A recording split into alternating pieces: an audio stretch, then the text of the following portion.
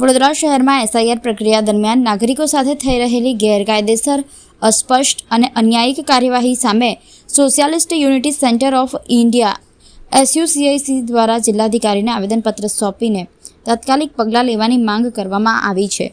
પાર્ટીએ આક્ષેપ કર્યો છે કે શહેરના અનેક વિસ્તારોમાં BLO નાગરિકોને SIR 2024ની અરજીઓ ફરજિયાત રીતે ભરાવવા દબાણ કરી રહ્યા છે અને વાસ્તવિક નાગરિકોના નામ મતદાર યાદીમાંથી કાપી નાખવાની, ખોટી નોંધણી કરવાની તેમજ નામ ખસેડી નાખવાની ગંભીર ફરિયાદો સામે આવી રહી છે।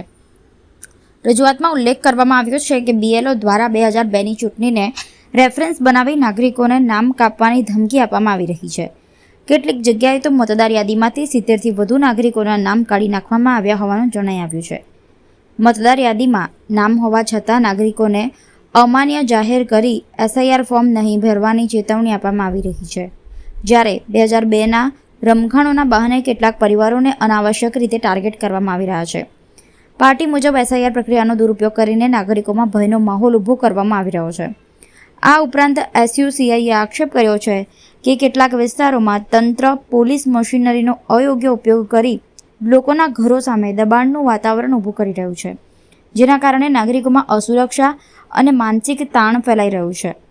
પાર્ટીએ માંગ કરી છે કે BLO દ્વારા નાગરિકો સાથે કરવામાં આવતી ગેરરીતિઓને તાત્કાલિક બંધ કરવામાં આવે, SIR પ્રક્રિયાનો દુરુપયોગ રોકી નિષ્પક્ષ તપાસ હાથ ધરવામાં આવે, 2002ના બહાને નામ કાપવાની ધમકી આપતા કર્મચારીઓ સામે કાર્યવાહી થાય અને મતદાર યાદી તેમજ સરકારી દસ્તાવેજોમાં નાગરિકોને ન્યાયપૂર્ણ અને પારદર્શક વર્તન મળે તેની ખાતરી કરવામાં આવે। આ આવેદન SUCI વડોદરા જિલ્લા સંગઠનિક કમિટીના તપન દાસ ગુપ્તા દ્વારા સહી સાથે જિલ્લા કલેક્ટરની કચેરીમાં સોંપવામાં આવ્યું હતું। સમગ્ર દેશમાં 9 રાજ્યમાં SIR ચાલી રહ્યા છે એના ભાગરૂપે ગુજરાતમાં અને વડોદરામાં પણ SIR નું પ્રક્રિયા ચાલે છે। આ સ્પેશિયલ જે ઇન્ટેન્સિવ રિવિઝનની નામે જે પ્રક્રિયા ચાલી રહ્યા છે એમાં જે BLOની નિયુક્તિ કરવામાં આવી છે એમાં અનેક પ્રકારના ગડબડો, અનેક ગેરસમજો ચાલી રહ્યા છે। પહેલી વાત તો એ છે કે ઘણા બધા BLO જે કામ કરી રહ્યા છે એ લોકોને અલગ અલગ BLOને અલગ અલગ સમજ અને અલગ અલગ જાણે કે માહિતીઓ છે, બધા પોતપોતાનું સમજ પ્રમાણે કામ કરી રહ્યા છે। ક્યાંક BLO 2 ફોર્મ આપે તો ક્યાંક 1 ફોર્મ આપે, ક્યાંક સહી કર્યા વગર બીજા જે ફોર્મ છે એમાં સહી કર્યા વગર જ ફોર્મ જમા કરી લે છે। કઈ જગ્યાએ પણ કેટલી જગ્યાએ એવું થઈ રહ્યું છે 2002ના નામ હોવા છતાં પણ એ યાદીમાં દેખાતું નથી। કેમ નથી દેખાતું એ જાણે। 2002ની યાદી ઘણા બધા BLO પાસે છે નહીં, ઉપરથી એવા વિસ્તારો છે જ્યાં આગળ થોડાક વર્ષો પહેલાં ઝૂંપડપટ્ટી તોડીને નવા મકાન બનાવવાની કામગીરી ચાલે છે, લોકોને નવા મકાનમાં ફરીથી શિફ્ટ થવાનું છે। એ જગ્યાએના જે રહીશો છે એ અલગ અલગ જગ્યાએ હવે વિખરાઈ ગયા છે, બીજે રહેવા ગયા છે, ત્યાં BLO કેવી રીતે ફોર્મ આપશે એ મોટો પ્રશ્ન છે। શું તમે ફોર્મ આપ્યા વગર જ કોઈ પણ રીતે આ કામગીરી કરવા માટે પ્રયત્ન કરી રહ્યા છો? આ બધી અનેક મુદ્દાઓ આપણી સામે છે। 2002ની જે લિંક જાહેર કરવામાં આવી છે એ 2002ની લિંક ચાલતું નથી, ખુલતું નથી। કોઈ જગ્યાએ ફોટો લગાડવામાં માટે કહેવામાં આવી રહ્યા છે, ક્યાંય કહે છે ફોટો લગાડવાની જરૂર નથી। આ બધા આખો જે ધાંધલી ચાલી રહ્યા છે એના સૌથી મોટો કોઈ પ્રશ્ન હોય એ છે જે શિક્ષકોને કામગીરી સોંપવામાં આવ્યું છે। અમે ખાસ કહેવા માંગીએ છીએ એના માટે અલગ સ્ટાફને ભરતી કરવામાં આવે, એમને સરખું ટ્રેનિંગ આપવામાં આવે। શિક્ષકોનું કામ છે શિક્ષણ કાર્ય કરવાનું, એ લોકોને આજે ઘણા દિવસથી સ્કૂલના શિક્ષણ કાર્ય બંધ છે, શિક્ષણ બાળકોને ભણાવી નથી શકતા, એ લોકો એમના જે મૂળ કામ છે એનાથી દૂર જવું પડે છે।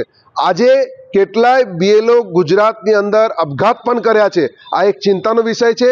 જે રીતે આજે આ SIR ચાલે છે એ બિલકુલ અયોગ્ય છે, એટલે આ SIR રદ કરવામાં આવે એ માંગણી સાથે અમે કલેક્ટરને આવેદનપત્ર અપાયા છે। જેવી રીતે લોકોને ફોર્મ ભરવામાં પણ સમસ્યાઓ જોવા મળી છે, લોકોને સમજણ નથી પડી રહી, શું કહેશો? એમાં આ એક બહુ જટિલ પ્રશ્ન છે। ફોર્મ સમજણ નથી પડી રહી અને ફોર્મ ભરી નથી શકતા એટલે 50થી 100 રૂપિયા લઈને ફોર્મ ભરવાનો ધંધો ચાલુ થઈ ગયું છે। એ પણ બહુ અગત્યની બાબત છે। લોકોને પૂરતા સમય આપવામાં નથી આવતું, એને સરખું સમજણ પડે એવું નથી। સંબંધીનું નામ એટલે સંબંધી એટલે ઘણાને એવું લાગે મારા પતિનું નામ મૂકવાનું છે, પણ પતિનું નામ છે નથી, પણ પિતા અથવા તો માતાનું નામ અથવા તો એમના દાદા કે એમનું દાદીનું નામ મૂકવાનું હોય, એ કોઈને સમજ જ નથી. ઘણા લોકો સંબંધી એટલે કાકા મામા કે પોતાના પતિ કે સસરા એમનું નામ મૂકે છે, એમાં એમનું નામ કપાઈ જશે. એટલે આ આખી પ્રક્રિયા એટલું જટિલ છે અને ખરેખર જરૂર છે કે નહીં એ મોટો પ્રશ્ન છે. તમે મતદાર યાદી સુધારવાની વાત કરો છો તો તમે સુપ્રીમ કોર્ટના આદેશ અનુસાર જે આધાર કાર્ડ છે એના આધારે જ કરી શકો, બધી વસ્તુઓ સહેલું થઈ જાય, પણ એ નથી કરવું. આખી પ્રક્રિયાને જટિલ કરીને આખા ક્યાંક નામો ખોટા નામો ઉમેરાશે, ક્યાંક નામો સાચા નામો નીકળી જશે. એ પ્રકારની જે માહોલ અમે બિહારથી જોઈ રહ્યા છે એ ગુજરાતમાં પણ થઈ શકે એવી ચિંતા છે અમને. કેટલી વિષયમાં તો એવા બને કે 2002 ની યાદી આપવામાં આવે છે, પરંતુ યાદીમાં કેટલાનું નામ જ નથી. એક્ઝેક્ટલી આ જ પ્રશ્ન છે. જૂની યાદી જે છે એમાં અસંખ્ય ખામીઓ છે. એ નામ, મારું નામ જાણે કે મારા સોસાયટીમાં હોવું જોઈએ, મારું નામ બીજે ક્યાંક બોલતું હશે, અને એ વસ્તુ જે ઓનલાઈન મળવું જોઈએ ઓનલાઈન ચાલતું જ નથી. ઓનલાઈન નાખીએ છીએ, અમે પોતે નાખ્યા છે, કશું દેખાતું નથી. મારા પોતાનું નામ અમે ઓનલાઈન ટ્રાય કર્યા છે, એમાં મળ્યું નહીં, પણ જ્યારે લિસ્ટ લઈને બેઠા ત્યારે એમાંથી અમારું નામ નીકળ્યું.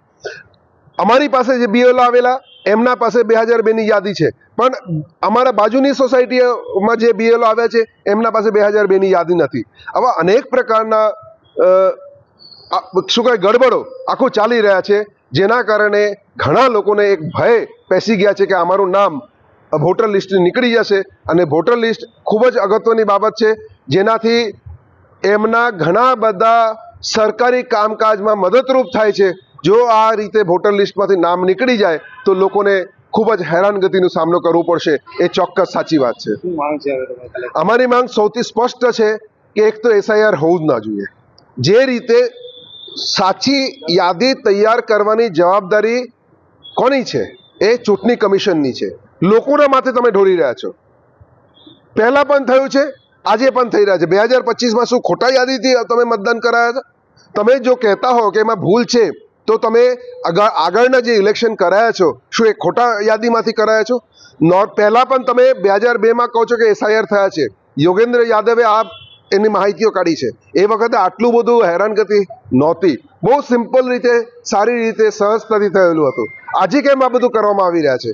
આ એક શું કહેવાય, આખું તંત્રને ઉલટપલટ કરી નાખવાનું, આખું સામાજિક જે પરિસ્થિતિ છે એને એકદમ ઉલટસુલટ કરી નાખવા માટેના એક પ્રયત્ન છે, જે બિલકુલ અયોગ્ય છે અને ચિંતાની બાબત છે. Tapan Dasgupta, SUCI communist secretary.